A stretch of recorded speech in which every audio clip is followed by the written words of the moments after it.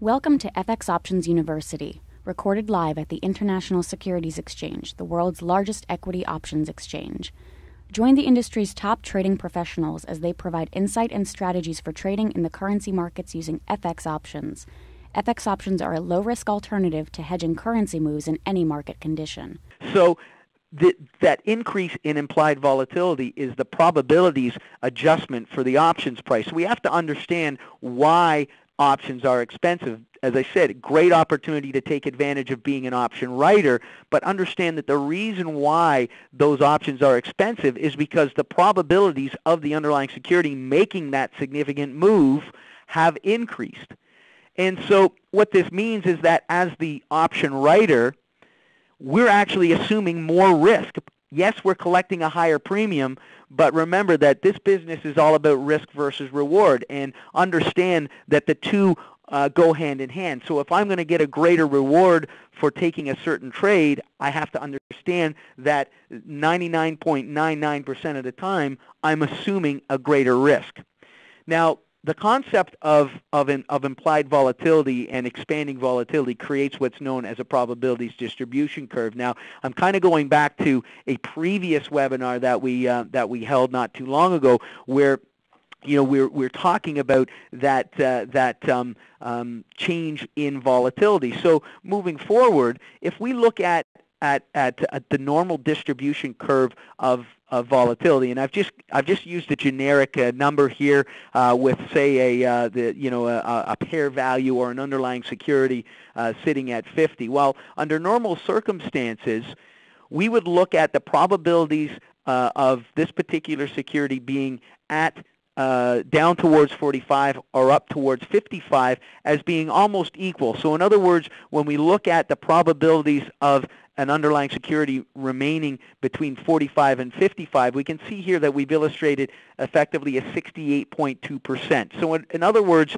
there is a high probability that the underlying security within a specific time frame is going to remain within that particular price range. And you can see that as we move beyond that zone, you can see that the probabilities begin to decrease.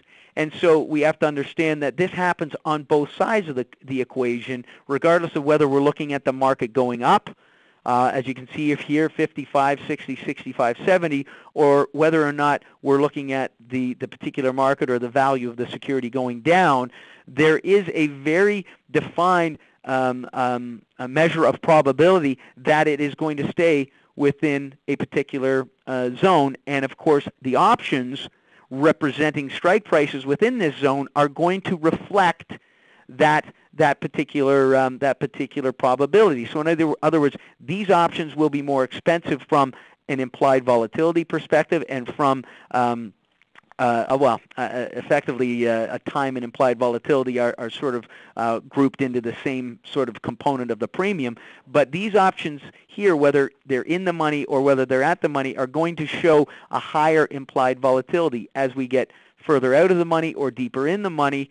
With respect to our strike prices, we see that the time component and the implied volatility component begin to decrease. Now, if we move forward and we look at it as far as a situation where we're seeing more risk in the market and looking at the expansion of implied volatility, as the environment changes, volatility increases, and Steve again highlighted that earlier on. And those of you that follow the markets a little more in depthly will have probably tracked the VIX or the volatility index. Well, that volatility index is effectively tracking the implied volatility on S&P options. And so ultimately, as there's more risk in the market environment, as the market environment changes, the implied volatility expands and increases on those options. And this ultimately, of course, adjusts the prices. Now, again, very attractive from a seller's point of view because you're getting a higher premium, but understand that you're assuming more risk because that is effectively why those options are priced as high as they are. Now, just as a reminder, that rate of change in implied volatility is represented by the options Greek vega. So if you're looking to identify that, and you, depending on what broker you're with, you could search out the vega of a particular option, and that's going to tell you effectively what the implied volatility of that option premium is at the time.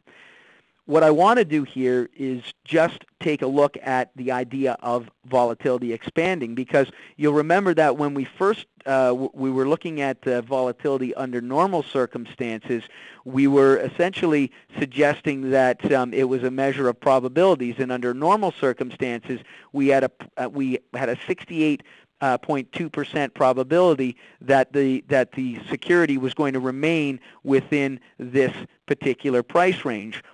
Surrounding the actual underlying price itself.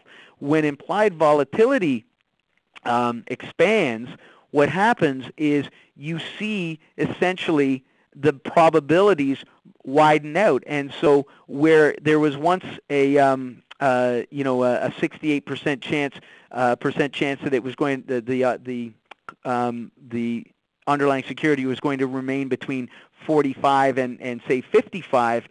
Now there's a 68.2% chance that the underlying security is going to be between 42 and 58. So what happens is that the premiums are adjusted because of this increase in probability. So that's great for the option writer who's looking to take advantage of a nice juicy premium, but the bottom line is the reason why those premiums are so attractive to sell is because there's more risk in selling them. So this brings us to, of course, the idea as we move forward as to why it's important to understand the whole concept of using a credit spread as opposed to just selling the options naked, because when we implement the credit spread, we're still taking advantage of those premiums that have increased, but we're now identifying our risk exposure. The other thing that I just want to highlight on as well, the other component that we consider when taking advantage of this type of strategy outside of implied volatility is the idea of time value. So what we have here is essentially a distribution curve that very much reflects the distribution of implied volatility in the options market. So at the end of the day, we're looking at the fact that the options that are trading at the money are very close to represent the highest in time premium, because there is a very high probability that the underlying security is going to be at, below, or very near that particular strike price. Now, regardless of whether or not we're looking at out-of-the-money options or we're looking at in-the-money options, the element of time value will depreciate very similarly, because when we talk about in-the-money options, remember that the intrinsic value of the option contract is actually beginning to override that component of time depreciation, and so as a result, the time value will diminish as you go deeper in the money, and the time value will also diminish as you go further out of the money. When we're looking to select the appropriate option contract to utilize in a spread strategy, the bottom line is we want to try to take advantage of the option contract that is giving us as much time value as possible, but is also exhibiting a characteristics that suggests that there is a high probability that it's going to expire worthless. So if we look at an at to slightly out of the money option contract, we're going to collect all time premium.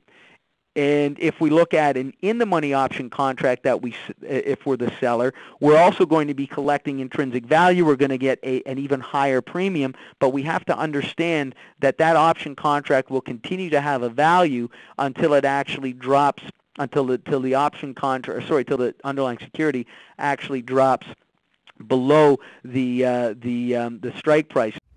Thank you for participating in this week's session. Please join us again next week. Get trading ideas, exchange rates, webinars, news, and commentary. Visit www.fxoptions.com. ISE FX options can be easily traded through all options-enabled brokerage accounts. These exchange-listed securities are cash-settled in U.S. dollars and have a European-style exercise.